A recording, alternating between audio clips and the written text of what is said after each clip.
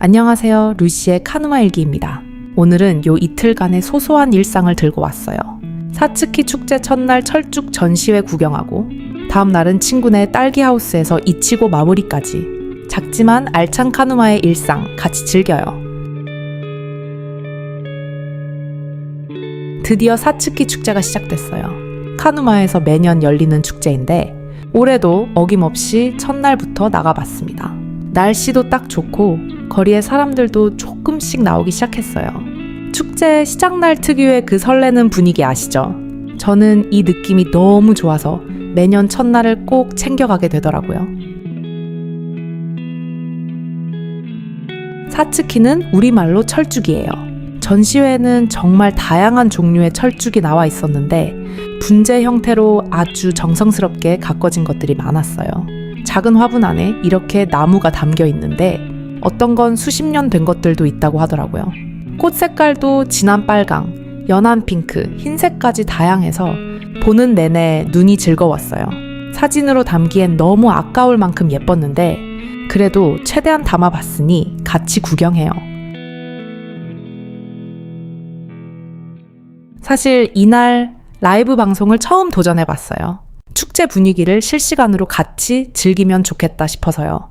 그런데 막상 방송을 켜니까 말이 하나도 안 나오는 거예요. 뭘 말해야 하지? 어떻게 시작하지 하다가 결국 20여 분 만에 조용히 마무리했습니다. 거기다 축제장에 틀어놓은 음악이 저작권 문제가 있어서 방송 영상도 통째로 지워야 했어요. 첫 라이브 치고 완벽한 실패였지만 그래도 용기 냈다는 것에 의미를 두기로 했어요. 다음엔 꼭 더 잘할게요. 많이 기대해주세요. こんにちは、ルーシーの鹿沼日記です。今日はこの2日間のちょっとした日常をお届けします。さつき祭り初日にツツジの展示会を見に行って、翌日は友達のいちごハウスでいちご狩りまで。小さいけど充実した鹿沼の日常、一緒に楽しみましょう。いよいよさつき祭りが始まりました。鹿沼で毎年開かれるお祭りなんですが、今年も初日からしっかり行ってきましたよ。天気もちょうど良くて、街に人も少しずつ出てき始めていました。お祭りの初日ならではの、あのワクワクした雰囲気、わかりますよね。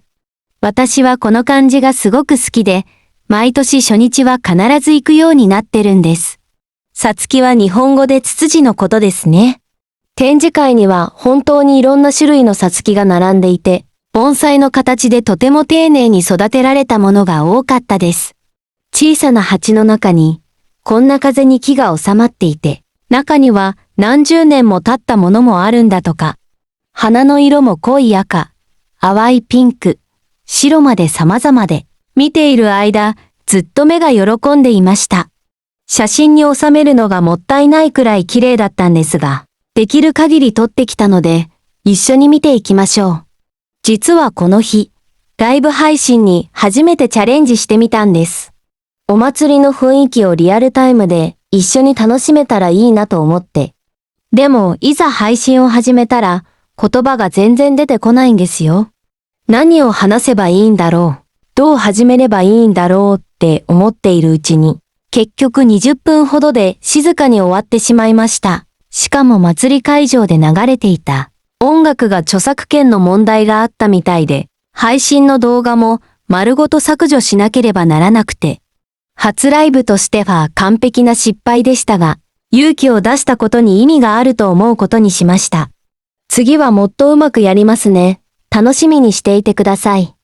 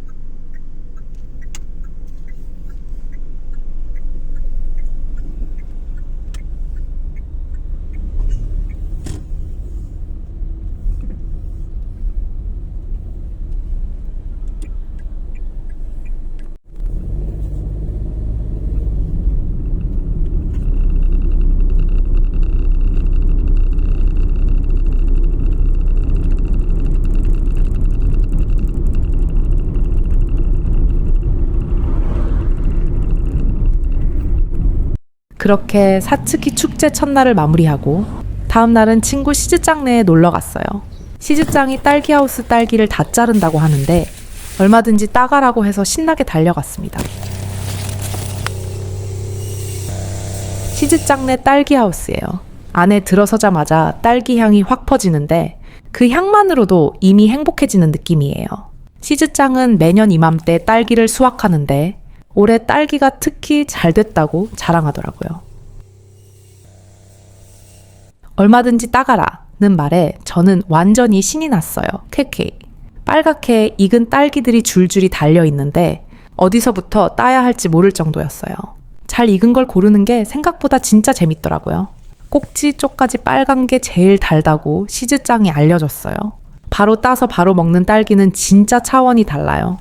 마트 딸기랑은 비교가 안 될 만큼 향이 진하고 달았어요. 한 입 먹을 때마다 감탄이 절로 나왔습니다. 한참 따다 보니 제법 모였어요.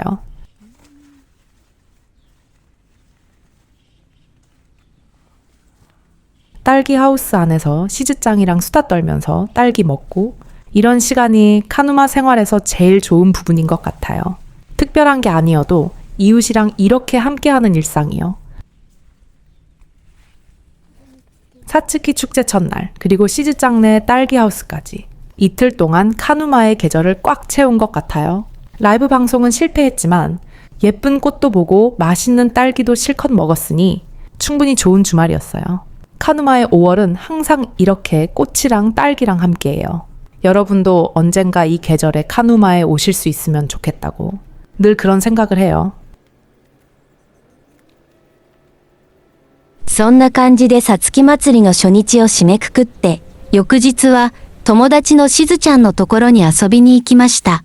しずちゃんがいちごハウスのいちごを摘み取るっていうので、いくらでも取っていいよって言ってくれて、ウキウキしながら向かいました。しずちゃんのいちごハウスです。中に入った瞬間、いちごの香りがふわっと広がって、その香りだけでもう幸せな気分になりました。しずちゃんは毎年この時期にイチゴを収穫するんですが、今年は特によくできたって自慢してましたよ。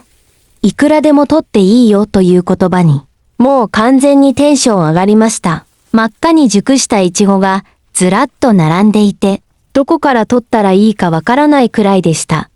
よく熟したものを選ぶのが思ったより楽しくて、ヘタの近くまで赤いのが一番甘いって、しずちゃんが教えてくれました。もいですぐ食べるイチゴは本当に別次元ですね。スーパーのイチゴとは比べ物にならないくらい香りが濃くて甘かったです。一口食べるたびに感動しっぱなしでした。しばらく取っていたら結構な量になりました。しずちゃんが今日が収穫の最終日だって言っていたんですが、私も少しでも役に立てた気がして、なんか嬉しかったです。いちごハウスの中でちゃんとおしゃべりしながら、いちごを食べて、特別なことじゃなくても、近所の人とこうして一緒に過ごす日常が、さつき祭りの初日、そしてしずちゃんのいちごハウスまで、2日間で鹿沼の季節をぎゅっと詰め込んだ気がします。ライブ配信は失敗しちゃったけど、綺麗なお花も見られて、美味しいいちごもたくさん食べられたので、十分いい週末でした。鹿沼の5月はいつもこうして、花とイチゴと一緒にあります。皆さんもいつかこの季節の鹿沼に来てもらえたらいいなって、いつもそんなことを思っています。 오늘 영상 여기까지예요. 재밌게 보셨다면 좋아요랑 구독 부탁드려요. 댓글로 여러분의 주말 이야기도 들려주세요. 다음 카누마 일기도 기대해 주시고요. 그럼 또 만나요. 루시였습니다. 今日の動画はここまでです。楽しんでいただけたら、高評価とチャンネル登録お願いします。コメントで皆さんの週末のお話も聞かせてください。次の鹿沼日記も楽しみにしていてくださいね。それではまた、ルーシーでした。